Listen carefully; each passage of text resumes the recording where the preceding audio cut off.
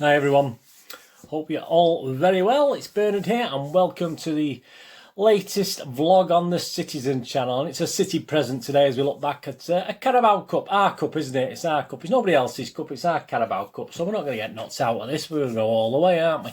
So yeah, we're looking back at the Carabao Cup 4th round game at Turf Moor, one of the old grounds. Look, I find when they have these empty grounds and they put the banners on the seats, some of the old grounds look really good. I thought Villa Park looked really good. Burnley, not so much Burnley, but yeah, I might do a little watch of that and see which ones look really good and perhaps rate them as well. No programmes to look at these days, have we? Anyway, we're going to look at, I digress, we're going to look at the Turf Moor game, Burnley versus Manchester City, Carabao Cup, 4th round. Of course, we'll have our usual features, highlights and lowlights of the game, match talking points, match stats, plus our popular quirky stats. There might even be a Rodri's Rocket Watch in there somewhere as well. Fantastic. Our Pep's last season watch. I've not put the half season in there. I've gone back to last season watch because I still think this is last season until we hear different. It certainly is. Manchester Evening News, of course, ratings by Simon Bukowski today. Plus my little thoughts and ratings on the players as we go through. And the media headlines, quick roundup of the media headlines. Right, before we look back at the game, please, if you're new to the channel, push that subscribe button, push the bell notifications when these vlogs are coming out. Make sure your notifications are set to public, otherwise you won't get any notification. A lot of people still have them set to private, so just check that. I can't describe how to do it to you, you'll find it somehow. Right, please. Thumbs up, lovely. I'm trying to get at least 20 thumbs ups now. I keep hovering around 10 to 15 on the biggest thumbs up. Please, thumbs up if you like it. Even if you only watch for a couple of minutes and you get bored, please give us a thumbs up. I need all the help. And please, that subscribe button. Please tell your friends. I'm number 10, I think, in the City Vlogs membership. I want to get that up to about 500. I've got quite a bit to go, but. Please tell your friends, please, if you're not subscribed already. I need to get up to 500, hopefully by the end of October. I'm aiming for that, so please pass it on and do what you can for me. That's much appreciated. Thumbs up and subscribe, please. Let's get up there. Right, Burnley versus City. The starting lineup, well, that was a shock, wasn't it? Stephen Walker, Fernandinho, Laporte, Mendy, Rodri, KDB, Torres, Mahrez, Sterling and Palmer. So just 4 changes to the Leicester game. I don't think we've had so little change from a Premier League game to a Carabao Cup game, to be honest with you. I think that's one of the lowest we've ever seen. I managed to get 7 right on the basis that I was picking a young team as well, so I'm quite happy with that. I think seven correct guesses on my preview was pretty good. I think anyway. I mean, there you go. How did you do? Did you have a go as well? Subs: Edison, Aki, Bernardo, Foden, Delap, Doyle, Harwood, Belly. So it's nice to see Bernardo there and Foden there. A stronger bench than it certainly looks against Leicester City, isn't it? Yeah, there's no real negativity. I think most fans were quite happy with that team. Found it very strong. It certainly stronger than we thought. It was an interesting starting 11 as well, and that's what I liked. I called it interesting rather than strong as such. It was strong, but I just found a great interest in that. It looks like Pep's got a bit of his fizz back, a bit of messing about there from Pep, so I was quite happy to see that, you know, with my little Pep watch. But more on that in a moment anyway, but there's nothing too bad on the Pep watch this week. Captain, of course, was Fernandinho, and the ref, Andy Madley.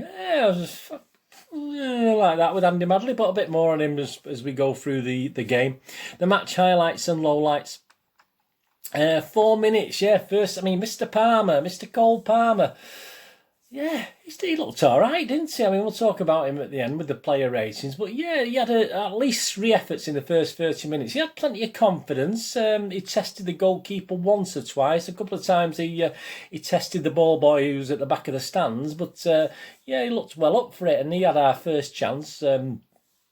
8 minutes. Sterling, fortunately, was offside, I think, if you look back at it, and if he'd scored. But he fluffed a real good chance. I thought, well, this is the Sterling we had at the start of last season, isn't it? Where he just didn't look as though he could hit a barn door. I mean, he's going to prove us all wrong. But, you know, obviously, he had a chance which he totally fluffed, and then they themselves, Burnley, had a chance, but again he could have been offside. I think Barnes had a great chance and he missed a good chance for Burnley, but both players would be fortunate to think that if they had connected and had scored, they would have been both offside anyway.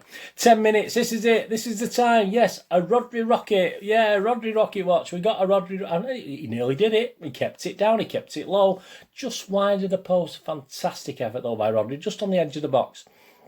So that was nice to see Rodri Rock. I didn't think he'd play actually, so I think that we could play Rodri. So we got one this week. So we did all right for Rodri Rocket Watch, just one this week, but no goal unfortunately. There's another couple of good saves. Was it Peacock Farrell, the goalkeeper for Burnley? He played okay actually. They do have some good goalkeepers, Burnley, don't they? Over the last few years, Sterling made a couple of efforts that he saved well from in the first 20 minutes. A lively looking, I mean, Torres, I mean, we'll talk about him as well in the roundup of the players. He couldn't keep a great KDB ball down, could he keep it below, and it sort of went over the bar, but he was buzzing about like anything, wasn't he, Torres? He looked as though he was the player that we thought we were getting, although we haven't. He's only played, what, 2 games? I mean, we're already saying, oh, he's not very good, is he? But no, I mean, at least 3 games we need before we make that decision. Yeah, so he couldn't quite put it away on 24 minutes. And also he hit a post. He hit a post as well. Sterling also hit the side netting early on in the first half, and that was between 34 minutes. Yeah, the goal. I mean, a 1-0 goal. We should have had a lot more, shouldn't we? A great one of Mendy's sort of teasing crosses, cut out all the defence. There was either players behind it or in front of it from Burnley, and just one. He just found the solitary Sterling who absolutely put it away with aplomb, didn't he? I mean, he made up for that error early doors that he got away with, but. He blasted home, and it was 1-0. It should have been a lot more, shouldn't it? But, we never really worried. Burnley hadn't really... I don't think he'd tested Stefan at all. He had a couple of dodgy moments. Again, we'll talk about that. But he wasn't really tested, was he? 47 minutes into the second half. Yeah, I mean, Laporte nearly gave us all a heart attack as he sort of stayed down after a challenge, but he was okay. He got up and shrugged it off.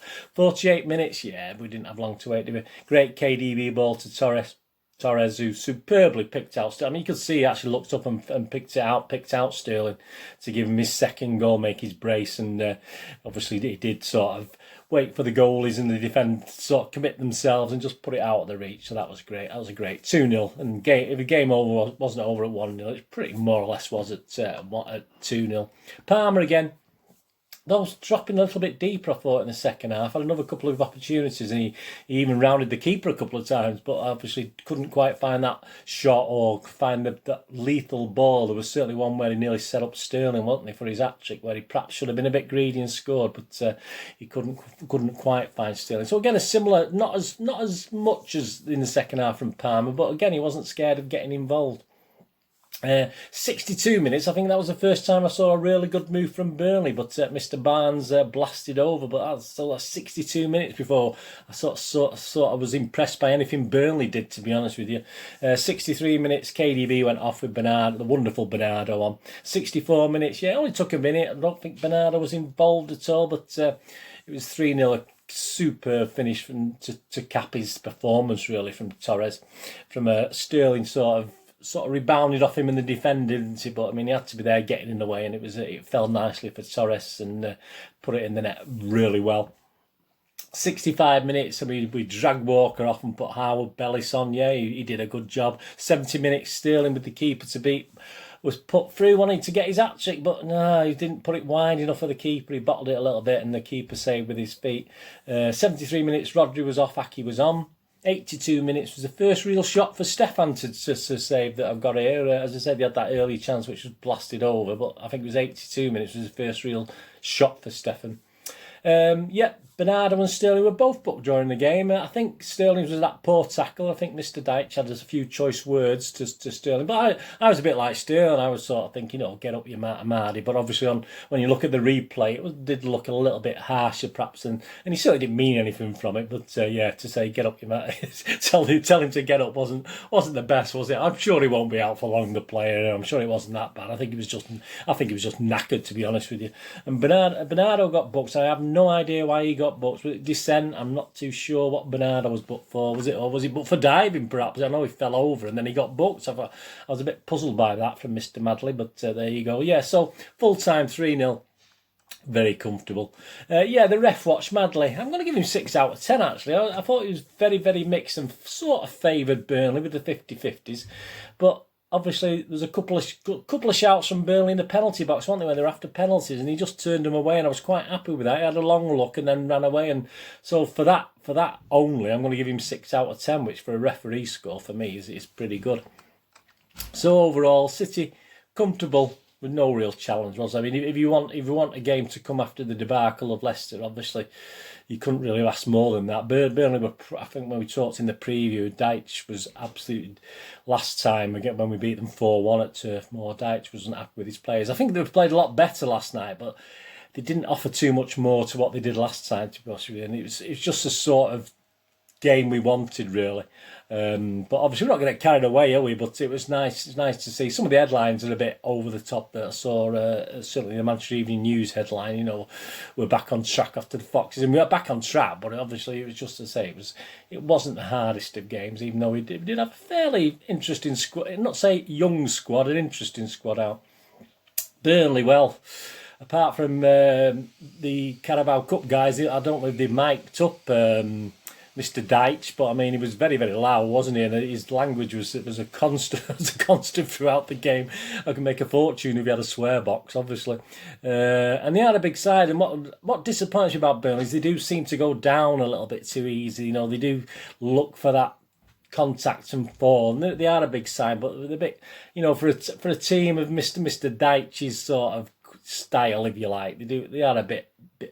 We used to call them in my days a sort of Mary Ellen, a bit soft. So yeah, they want to cut that out. But I think Deitch has got a big task ahead of him. I think he wants to buy players, but I don't think there's that much money around with the COVID thing, obviously now, and the effect of gate receipts, which affect smaller clubs like Burnley a little bit more than us, obviously. But I think they'll be okay, because I think there'll probably be 3 teams worse, and certainly I think Fulham and West Brom are worse. All they have to do is find another one, and I think they will be all right, Burnley. But not a lot of quality in that Burnley team. I wouldn't want to watch them every week, to put it that way. Match stats: shots, Burnley 9-2 on target. That's not bad for them, actually. City 15 shots, 8 on target. That's not bad. I think we're sort of 100% in the first half, so we deteriorated in the second half. Possession 38% to 62% for City. It seemed a lot more than that. Passes 384. By Burnley with a 76% accuracy. City had 611 with 88% accuracy. So usually we're up around the 90-91%, so not quite as good.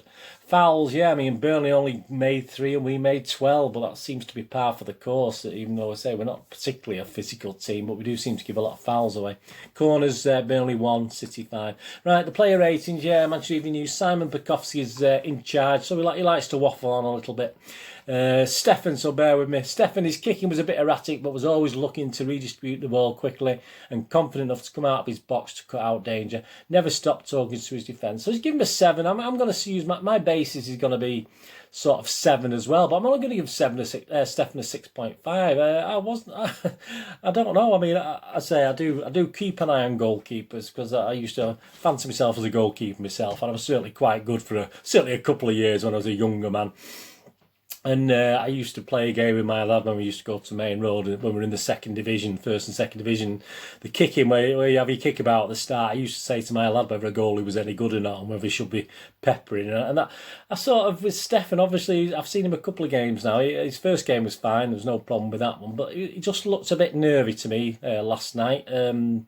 There's a couple of punches that he didn't quite clear first time. He had another go at. There was an air pass that the commentator said was superb. He gives his defence time to sort himself out, but he was aiming for touch and it just went way up in the air. So, yeah, I mean, I'm not going to have a downer on him, but I'm only going to give him 6.5. I need to see a bit more of Stefan, obviously, but I'm not saying he's fantastic at the moment. I'll be interested to see how he progresses and how he does.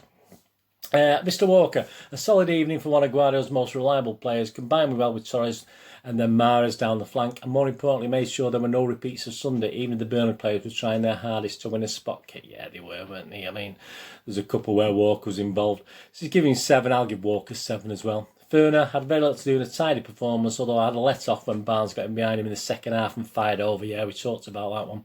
Moved into midfield after Rodri went off. So let's give Furner a 7. Yeah, I didn't particularly notice that was his fault, to be honest with you. I'll give him a 7 as well. Laporte, a vocal leader, comfortable at the back, and also pushed Mendy and others to move the ball quicker in attack. How City miss him when he doesn't play. He's give Laporte 8. Yeah, I mean, I'll give him 7.5, which is better, but I think I would just wish he got up a little bit quicker when a 14-stone opponent had landed on his legs. I just thought he should have got up dead quick. I don't think he should have laid down for 2 minutes and worried us all. That's my main criticism of Mr. Laporte last night.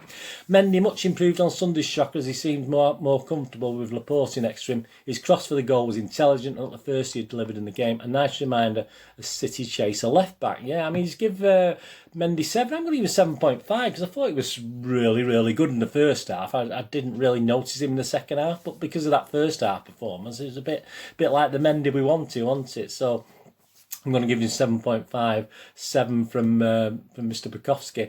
Rodri, more purpose from the midfield, who played as if you remember the screamer he scored here last season. Yeah, well, but he had a rock. That's why we do Rodri's rocket watch, isn't it? A confident performance without having someone alongside him in midfield. So let's give Rodri 7. I'm not going to dispute that. I'll give Rodri 7.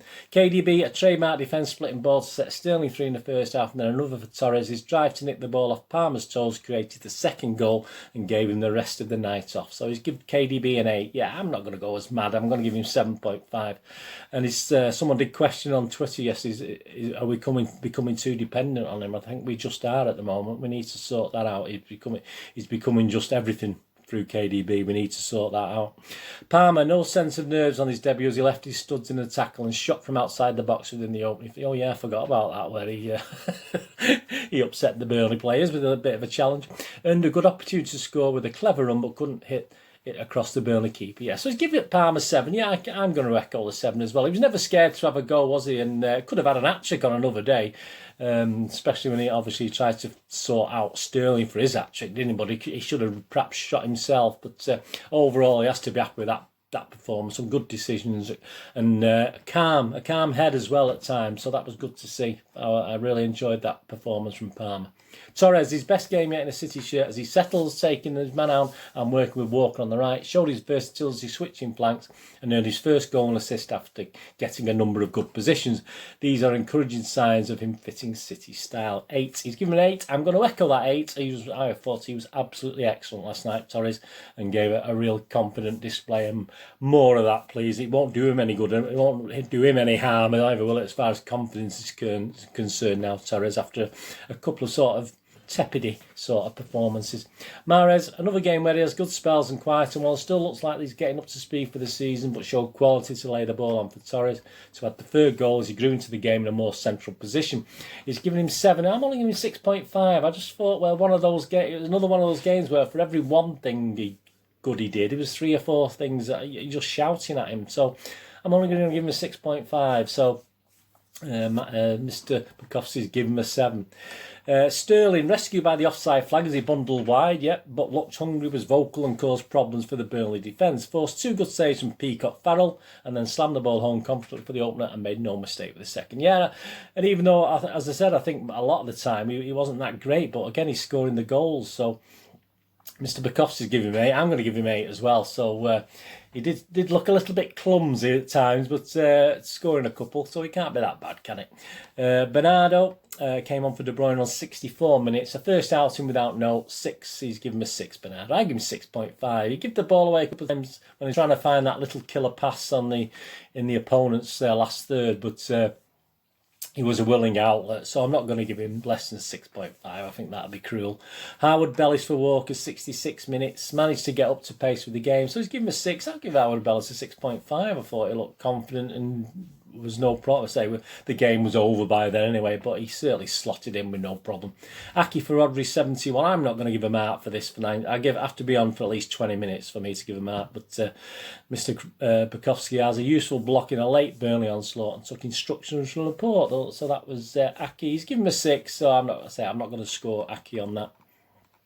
My man of the match, I think it's got to be Ferran Torres, just from a clumsy Sterling. I think I'll give it Mr. Torres. Burnley, actually, I'll give them a man of the match as well. Peacock Farrell, I thought he played really well as a goal. I don't think he's their first choice keeper, is he? I thought he played really well.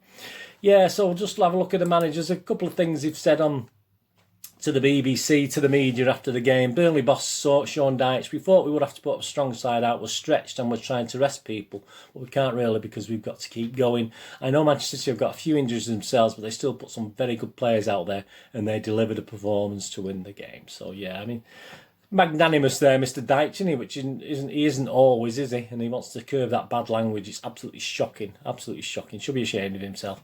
Pep Guardiola, it was important we didn't concede and the team was good in general. We are still far away from our best because we're not training much. We have a lot of players out, 6 because of COVID and 4 injuries.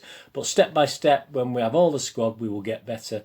Ferran Torres needs to improve some things because we haven't trained much or spoke much. He has the skills, he's young, he's aggressive, and he can play on both sides, so he's quite impressed. Yeah, so Pep watching his last season, yeah, I think he seemed happy. I saw his after-match conference. He seemed okay, not fantastic. And it's a great team pick, wasn't it? That's what I said. It was an interesting team, and that's what I like. I like to see him fit, you know, it's thinking about it and doing something a little bit different to what he normally does. So, yeah, I think he was happy with the way the team played to his instructions, and I think that was badly needed, wasn't it, after the Leicester game. Right, quirky stats. Opta Joe. These are all Opta Joe stats. Manchester City have just lost one of their last 25 matches against Burnley in all competitions. This was put out after the game, I think. So, as I said, I don't like it when they put it out before the game. So they won 19 and drawn 6, winning each of the last 6 by an aggregate score of 26-1 now, I think, based on that, or the last 7 at 26-1.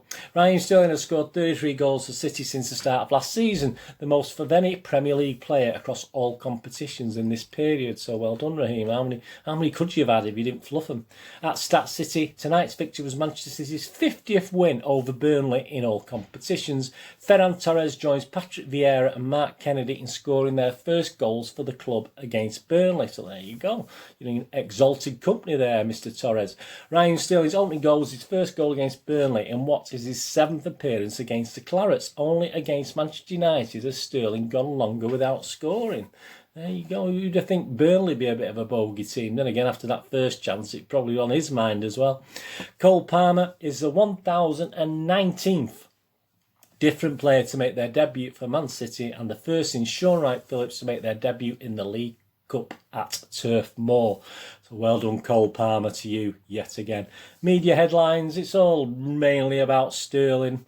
The BBC kick off with a night of positives for City, that's okay. Sky, Raheem struck twice as City eased into the quarter-finals. The Mirror, Sterling scores twice as new star shines. I think they're talking about Mr. Torres there. The Independent, Sterling double sees City canter into the last 8. The Guardian, Sterling steers City into the last 8. And the MGN, that's me, comfortable, more like it from Torres. That's my quick, brief description of my headline. Well, there you go. That's the match. I enjoy it. Let me know in the comments what you thought of the match last night. And any thoughts about what Pep did with that team? Because I say I was quite happy with that team because it was different, wasn't it? It was interesting, and it just it's nice for Pep to sort of, you know, he said the players sort of wanted to play to get Leicester out of the system as well. So perhaps his arm was twisted a little bit to do that as well. But it was quite interesting. Anyway, let me know in the comments, please. And as I say, if you don't want to leave a comment, please just give us a thumbs up. That'd be absolutely fantastic. I'll be back with a preview, obviously, of the Leeds game at Ellen Road, which so I'll be back. That should be published on Friday, the 2nd of October. That's tomorrow as I'm doing this. Please leave your comments and player ratings as well. If you agree with my ratings and Mr. Bukowski's MEN ratings, please leave your ratings below or on Twitter. Just give us a follow. Just send me on Twitter, it'd be interesting.